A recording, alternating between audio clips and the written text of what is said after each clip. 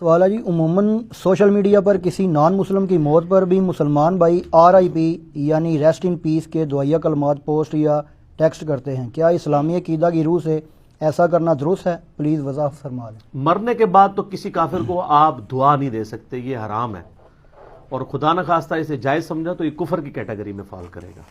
صراحتاً قرآن حکیم میں اللہ تعالیٰ نے اس کو منع کیا، اور کس کو منع کیا؟ پیغمبر کو، نبی صلی اللہ علیہ وآلہ وسلم کو، سیدنا ابراہیم کو، آپ علیہ السلام کے صحابہ کو. آپ سورہ توبہ کے بالکل اینڈ میں پہنچ جائیں نا تو اس حوالے سے بڑی ڈیسائسو آیات ہیں جو مسلمانوں کا عقیدہ کلیئر کر دیں گی، اور اس مسئلے کو ہلکا نہ جانے.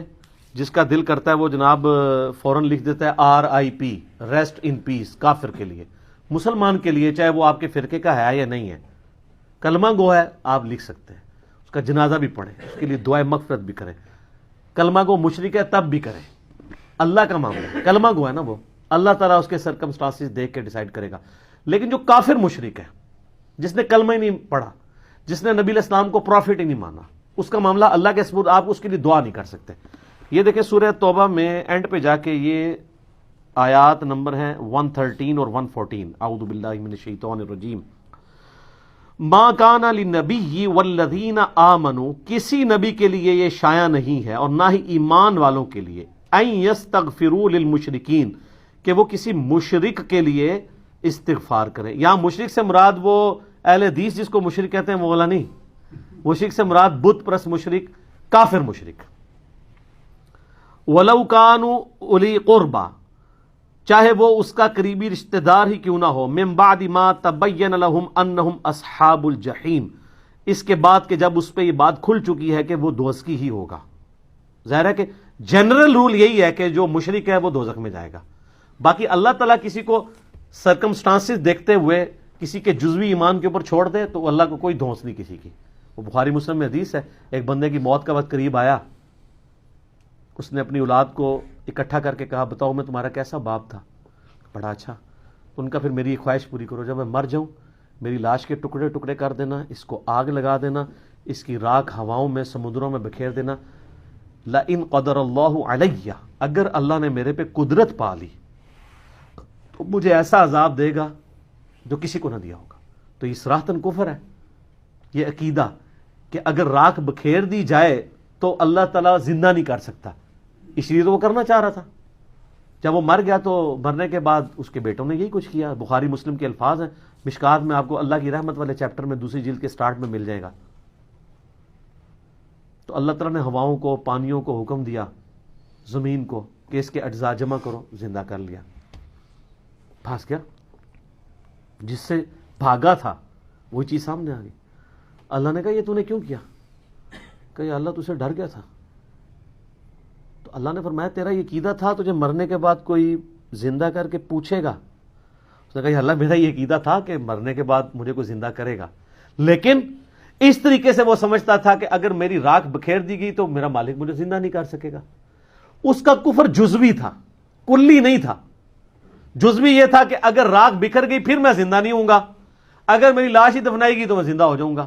لیکن کفر تو کفر ہے. ابن حجر اسقلانی نے بھی اس پہ پوری بحث کی ہے کہ کفر کر کے مرا ہے وہ، لیکن اللہ نے اس کے جزوی کفر کو ایکسیپٹ کر لیا، اس کی کم عقلی کی وجہ سے، نا اہلی کی وجہ سے. اللہ نے فرمایا تیرا واقعی یقین تھا، یا اللہ جا تجھے بخش دیا. اللہ نے بخش دیا.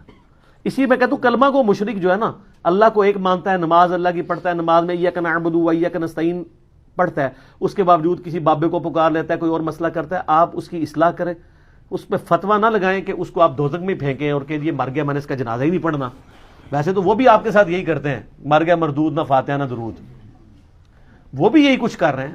مطلب بریلوی کے اہل حدیث کا جنازہ پڑھیں گے تو اہل حدیث اگر بریلوی کو نہیں پڑھے تو کوئی پریشانی بات نہیں ہے. سنی شیعہ، شیعہ سنی کا، آپ تو خیر کو پڑھ لے تو لادہ بات ہے، اب تھوڑی ماڈریشن آ گئی ہے. تو یہ اللہ تعالیٰ فرما رہا ہے کہ جب ان پہ یہ کھل جائے کہ مشرک ہے، نہ ان کے ساتھ استغفار نہیں کر سکتا. وما کان استغفار ابراہیم لابیہ، اور جو ابراہیم نے اپنے باپ کے لیے استغفار کیا تھا، الا عن موعدۃ وعدہا ایاہ، تو وہ اس وعدے کے سبب تھا جو اس نے اپنے باپ سے کیا تھا. وہ جو سورہ مریم میں آتا ہے جب باپ نے کہا نکل جا تو ان کا میں تیرے لیے استغفار کروں گا، تو حضرت ابراہیم اپنے باپ کے مرنے کے بعد بھی اس کے لیے دعائیں مغفرت کرتے رہے. تو اللہ نے ایک کانٹا نکال دیا کہ کوئی ابراہیم کی پلی نہ لے کہ ابراہیم نے تو اپنے کافر باپ کے لیے. ٹھیک ہے، اب یہ باپ تھا یا وہ چچا تھا، یعنی باپ کے دو معنی ہیں نا، والد اور چچا دونوں کے لیے باپ کا لفظ، تو یہ ایک علیحدہ بحث ہے، اس کو چھوڑ دیں. تو یہاں پہ باپ ہے، تو باپ کے لیے جو اس نے استغفار کی تو اس وعدے کے سبب تھی.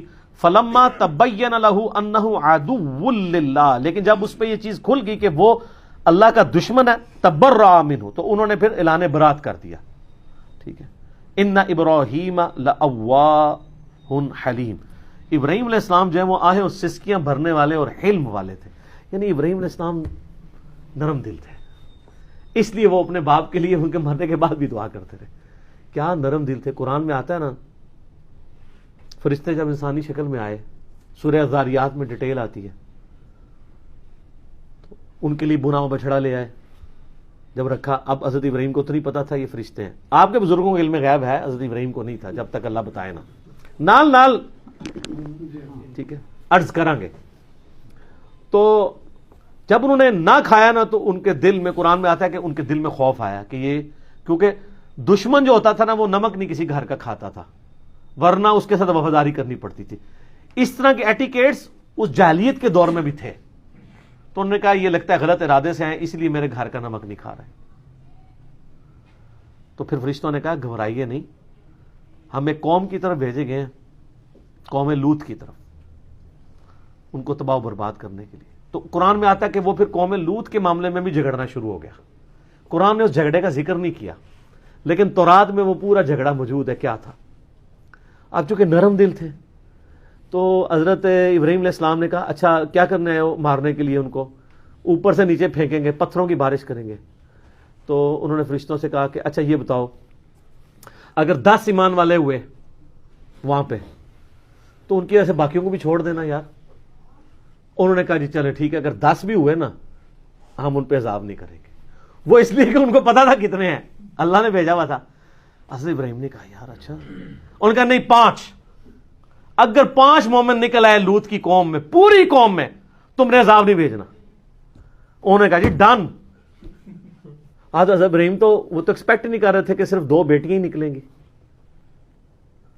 ہاں رائے ونڈ اجتماع میں 16 لاکھ بندہ اکٹھا ہوتا ہے، اور ملتان اجتماع میں بھی 20 لاکھ بندہ اکٹھا ہوتا ہے. لوط علیہ السلام کے ساتھ 2 بیٹیاں تھیں. یہ جو آپ اتنے بڑے بڑے مجمع دیکھ رہے ہیں نا، یہ محمد رسول اللہ کی کرامت ہے زندہ. یہ امت کا خمیر توحید سے اٹھا ہوا ہے جو اس بڑے لیول کے اوپر، یہ پرانی امتوں میں اس امت کی مثال اس لیے دی جاتی تھی کہ یہ امت توحید ہے کہ بڑے پیمانے پہ لوگ حق قبول کریں گے. اگر آپ اس کو کمپیئر کریں تو پوری انسانی ہسٹری میں اتنے لوگوں نے توحید نہیں قبول کی ہے جو ایک ایک ایرا میں، ایک ایک سینچری میں مسلمان جتنے رہے ہیں. یہ نبی علیہ السلام کو اللہ نے ایک اعزاز دیا ہے. اسی بخاری مسلم کی حدیث ہے کہ جنتیوں کا نصف میری امت ہے، اور ابن ماجہ میں حدیث ہے جنتیوں کی 120 میں سے 80 صفحے میری امت سے ہیں، کیونکہ میرا معجزہ قرآن ہے نا. بخاری مسلم میں حدیث ہے کہ انبیاء پہ ایمان لانے والوں کی تعداد ڈیپینڈ کرتی تھی اس کے معجزے پہ. مجھے اللہ نے وحی کا معجزہ دیا، میں اللہ سے امید کرتا ہوں سب سے زیادہ امتی جنت میں جانے والے میری امت سے ہوں گے. یہ لہذا اس کو کوئی رائیونٹ کا کمال یا دعوت اسلامی کا کمال نہ سمجھے، یہ امت کا خمیر توحید سے اٹھا ہوا ہے. ٹھیک ہے، سالار کارواں ہے میر حجاز اپنا. تو یہ نبی علیہ السلام کی زندہ کرامت اور معجزہ ہے الحمدللہ. تو حضرت ابراہیم علیہ السلام تو سیٹسفائی ہو گئے، لیکن وہاں سے 2 بیٹیاں اور ایک لوط علیہ السلام کی اپنی بیوی بھی قرآن میں آتا ہے، اور وہ بھی کافرہ تھی اور وہ بھی تباہ کر دی گئی. تو یہاں پہ بھی حضرت ابراہیم کا اللہ نے کہا کہ بڑا نرم دل، اور انبیاء ہوتے ہی رقیق القلب ہیں. آپ چھوٹے بچوں کو بھی دیکھا، چھوٹی سی بات پہ روئیں گے، ہنسانا چاہیں اسی ٹائم ہنسا لیں، ہنسانے کے دوران دوبارہ رلانا چاہیں رلا لیں. بڑا بندہ تو نہیں کر سکتا. یہ جتنا مرضی مائناس قسم کا بھی ایکٹر ہو، اس کو بھی دوائی آنکھ میں ڈالنی پڑے گی آنسو لانے کے لیے. وہ ڈالتے ہیں نا ڈراموں والے. لیکن بچے جو ہے آپ دیکھیں، ایسے روتے ہیں ایسے چپ، ایسے روتے ہیں پھر وہ زارق تار. کیوں؟ ان کے دل بہت نرم ہوتے ہیں، ان کا رسپانس ایبرپٹ ہوتا ہے. انبیاء بھی چونکہ صاف دل والے ہوتے ہیں نا تو وہ بہت رقیق القلب ہوتے ہیں. آپ نبی علیہ السلام کی احادیث اگر بخاری مسلم ملے، آپ کو عام حالت میں نظر آئے گا کہ آپ کے پاس کوئی غم کی خبر آئی ہے تو وہ مطلب کوئی دور دراز کا بندہ ہی ہے تو آپ رونا شروع کر دیا.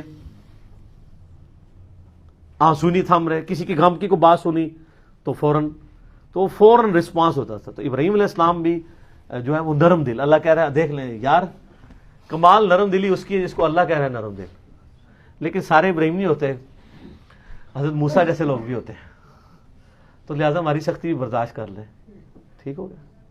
हजरत मूसा का तो पता है ना आपको, थप्पड़ मार दिया था उन्होंने मलकुल मौत को, बुखारी मुस्लिम में आता है, आँख काट देती थी।